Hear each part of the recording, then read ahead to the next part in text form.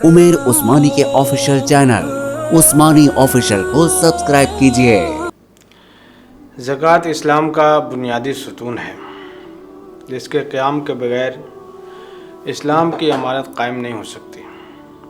जो लोग साहिब निसाब हैं वो अगर अपने मालों का ज़कात अदा करते रहें तो अल्लाह तबारक व तआला के यहाँ उनके लिए अजर अज़ीम है और बाकी माल उनके लिए हलाल और बाइस बरकत है।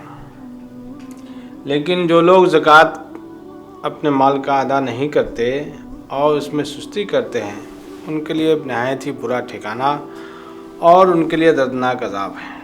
इसलिए ईमान वालों को चाहिए कि ज़कात की अदायगी में सुस्ती नहीं करें, बल्कि नहायत मुस्तैदी के साथ बाज़ाब्ता हिसाब करके अपने मालों का ज़कात अदा करते रहें। ज़कात इस्लाम का एक ऐसा निज़ाम है जिसमें अमीर गरीब सबकी ज़रूरियाती ज़िंदगी पूरी करने के लिए वसाइल मुहैया किया गया है।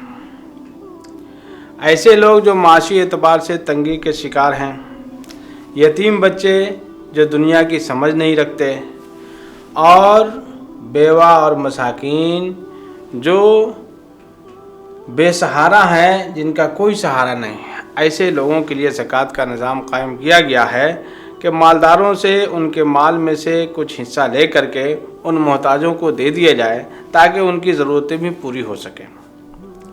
इस्लाम का पेश करदा ये निज़ाम एक ऐसा निज़ाम है जिसके ज़रिए उम्मत मुस्लिमा की मुआशी मामलात हल किए जा सकते हैं।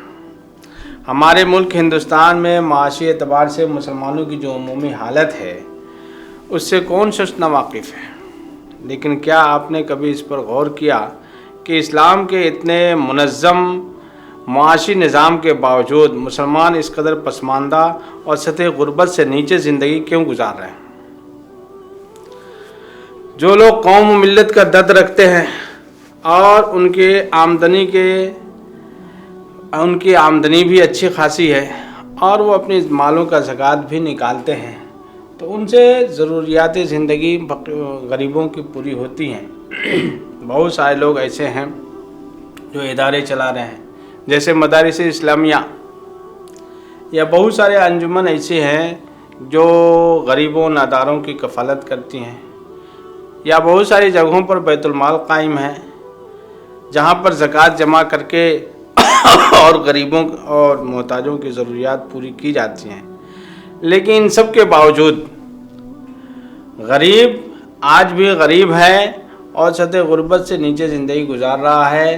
हर साल उसको ज़कात की रकम मिलती है लेकिन उसकी गुर्बत ख़त्म नहीं होती। इसकी वजह क्या है? इतने मुनज़्ज़म माशी निज़ाम के बावजूद भी गुर्बत बढ़ती ही जा रही है। इसकी क्या वजह है? उसकी एक वजह तो ये समझ में आती है कि हमारे मुल्क में बहुत सारे मुसलमान ऐसे हैं जो अपने माल का ज़कात ही अदा नहीं करते, या ज़कात अदा तो करते हैं लेकिन अपने माल का पूरा हिसाब लगा करके ईमानदारी से ज़कात नहीं अदा करते हैं। और दूसरी वजह यह है कि हमारे यहाँ ज़कात वसूल करने का कोई इज्तिमाई निज़ाम नहीं है। ज़कात हर फ़र्द अपने अपने तौर पर इनफरादी तौर पर अदा कर रहा है। वैसे तो मुल्क में जितने इदारे हैं ये सब इज्तिमाई तौर पर ज़कात वसूल भी करते हैं और इज्तिमाई तौर पर ख़र्च भी करते हैं, लेकिन ये मुकम्मल इज्तिमाइयत नहीं है, या आप इसको इज्तिमाइयत नहीं कर सकते, हकीकी इज्तिमाइयत इसको नहीं कहा जा सकता है। इसको इनफरादी इज्तिमाइयत या इज्तिमाई इनफरादियत कर सकते हैं कि अपने अपने तौर पर ये लोग भी ज़कात वसूल करते हैं और इनमें एक दूसरे के दरमियान कोई तालमेल कोई ताल्लुक़ नहीं है। बहुत सारे इदारे ऐसे हैं कि जिनके पास ज़कात की रकम वसूल होकर के आती है और साल भर वो गरीबों मोहताजों नादारों पर वो ख़र्च करते हैं और साल के आखिर में उनके पास बहुत सारे पैसे बच जाते हैं। जो तहवील की रकम होती है फिर उसको अगले साल खर्च करते हैं। लेकिन इसके अलावा बहुत सारे इदारे ऐसे भी हैं कि जो ज़कात की रकम वसूल करते हैं लेकिन उनकी जो ज़रूरियात हैं वो पूरी नहीं होती और वो कर्ज़ में डूबे रहते हैं। तो वो इदारे जिनके पास ज़कात की रकम बच गई वो उन इदारों को क्यों नहीं देते कि जो कर्ज़ में डूबे हुए हैं।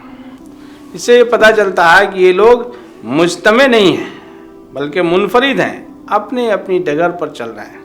कोई अपनी रकम दूसरे इदारे को, हालांकि दोनों के दोनों एक ही मकसद के लिए काम कर रहे हैं, सारे इदारे एक ही मकसद के लिए काम कर रहे हैं, लेकिन एक दूसरे के लिए ताउन नहीं है। तो इस वजह से इसको हकीकी इज्तिमाइयत नहीं कहा जा सकता है। नबी करीम सल्लल्लाहु अलैहि वसल्लम के ज़माने में ज़कात की वसूली के लिए बेहतरीन नज़्म था। ज़कात और सदक़ात के वसूली के लिए आप जो अफसरान कातिबीन को मुतय्यन किया करते थे, इनकी नहायत अच्छी तरीके से जांच पड़ताल करते थे।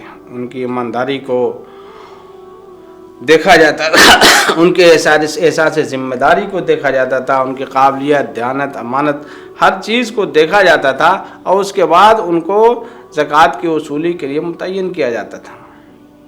और जो सहाबे कराम में ज़हीन फ़तीन शख्सियात थे, उनको ज़कात की वसूली के लिए मुकर्रर किया जाता था और सख्ती के साथ उनको हिदायत दी जाती थी कि ज़कात के लिए उम्दा माल छांट छांट कर न लें।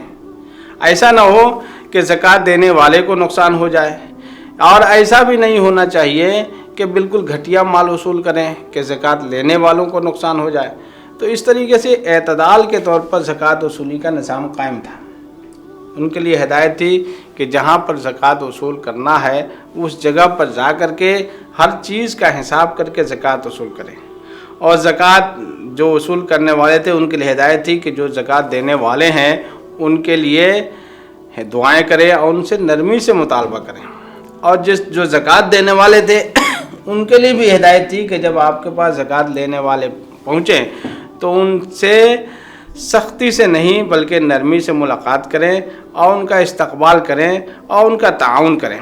इस तरीके से ये ज़कात का निज़ाम चल रहा था और ये इज्तिमाई निज़ाम था जो अमीरों से लेकर के गरीबों में तकसीम किया जाता था। इसकी एक मिसाल हज़रत मुआज़ इब्न जबल रज़ी अल्लाह तआला अन्हु की है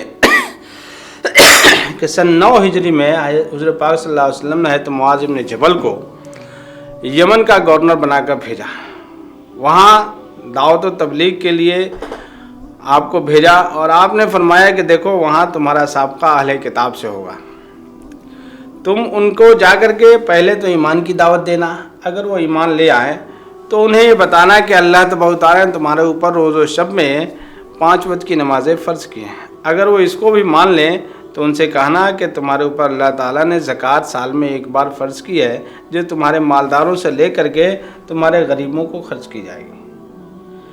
हज़रत मुआज़ इब्न जबल रज़ी अल्लाह तआला अन्हु यमन गए और आप हुज़ूर पाक सल्लल्लाहु अलैहि वसल्लम की पूरी हयात मुबारका में यमन के गवर्नर रहे और वहाँ दावत व तबलीग का काम भी करते रहे और ज़कात और उश्र और सदक़ात की वसूली भी करते रहे और वहाँ के गरीबों की किफ़ालत भी करते रहे। हुज़ूर पाक सल्लल्लाहु अलैहि वसल्लम का वसाल 11 हिजरी में हुआ। आपके बाद हज़रत अबू बकर सिद्दीक़ रज़ियल्लाहु तआला अन्हु खलीफा हुए। 2 साल आपका दौर खिलाफत है।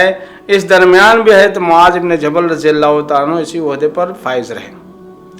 उसके बाद हज़रत उमर फ़ारूक रज़ियल्लाहु तआला अन्हु का ज़माना आया तो हज़रत उमर फ़ारूक रज़ियल्लाहु तआला अन्हु के ज़माने में भी हज़रत मुआज़ इब्न जबल रज़ियल्लाहु तआला अन्हु उसी ओहदे पर फाइज रहे। जब हज़रत उमर फ़ारूक रज़ियल्लाहु तआला अन्हु के खिलाफत का पहला साल ख़त्म होने लगा तो हज़रत मुआज़ इब्न जबल ने अपने इलाके में जो ज़कात की वसूली की थी उसका 1/3 हिस्सा हज़रत उमर फ़ारूक रज़ियल्लाहु तआला अन्हु को मदीना मनव्वरा भेज दिया। हज़रत उमर फ़ारूक ने जब देखा कि इतना माल आया है तो आपने पूछा कि ये माल कहाँ से आया। मैंने तो तुम्हें इसलिए नहीं भेजा है कि वहाँ से ज़कात वसूल करके और यहाँ भेजो, बल्कि इसलिए भेजा है कि वहाँ से ज़कात की रकम वसूल करके वहाँ के गरीबों, मिस्किनों, लाचारों और मोहताजों के ऊपर खर्च करो। तो हज़रत मुआज़ इब्न जबल ने कहा कि ये ज़कात की वो रकम है जिसकी ज़रूरत यहाँ के लोगों को नहीं है, यानी 2/3 माल से यहाँ के मोहताजों की ज़रूरियात पूरी हो गई और 1/3 माल बच गया तो मैंने उसको दारुल खिलाफा भेज दिया है। दूसरे साल हज़रत मुआज़ इब्न जबल रज़ी अल्लाह तआला अन्हु ने पूरी जो ज़कात वसूल की उसका आधा हिस्सा है दारुल खिलाफा को भेज दिया। फिर हज़रत उमर फ़ारूक रज़ी अल्लाह तआला ने यही सवाल किया कि ये तो हक़ उन गरीबों का है जो उस इलाके में रहते हैं तुम वहाँ से वसूल करके मेरी खुशनुदी हासिल करने के लिए यहाँ क्यों भेजते हो?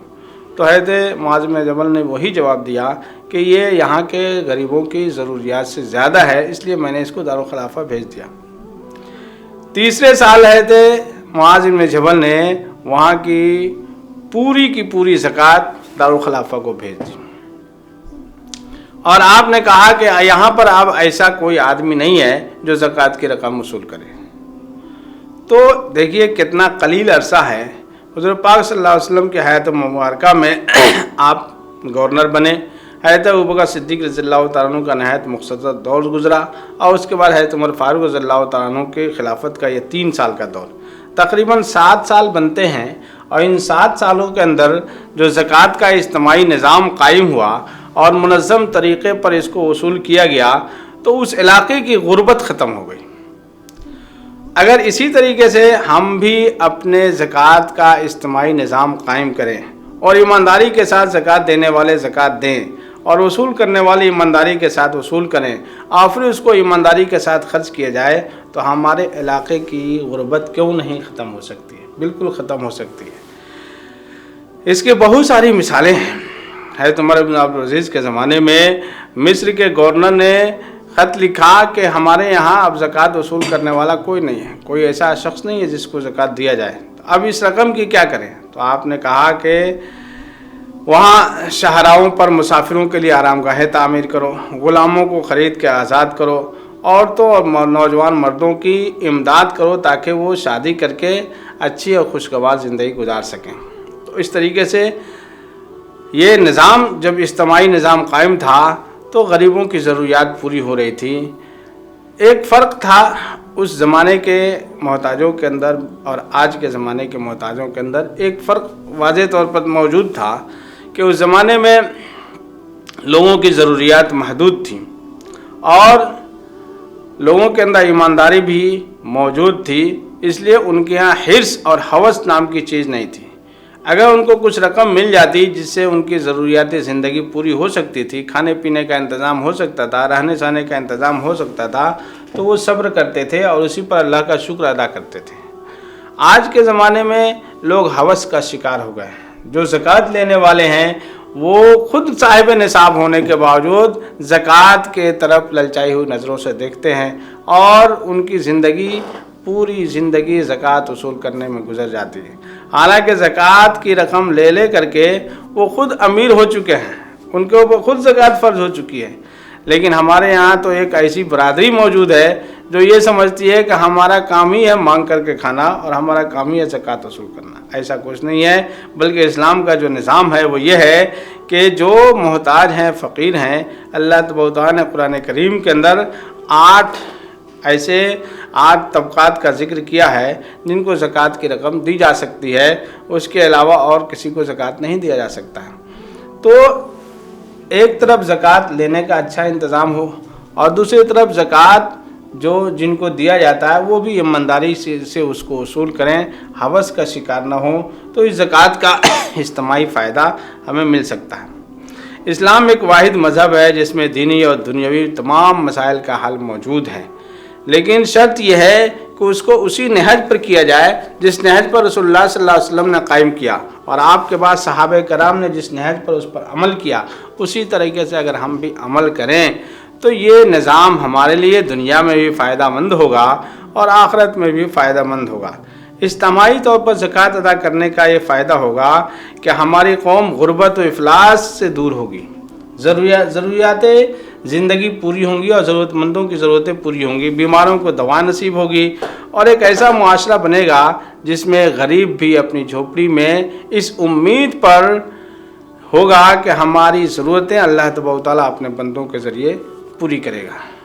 तो कोशिश ये करने की ज़रूरत है कि हम अपने मालों का ज़कात हिसाब करके निकालें और एक इज्तिमाई निज़ाम कायम करें ताकि कौम के अंदर जो मुफलिस नादार लोग हैं उनकी ज़रूरतें पूरी हो सके और गुर्बत की सतह से हम ऊपर आ सकें।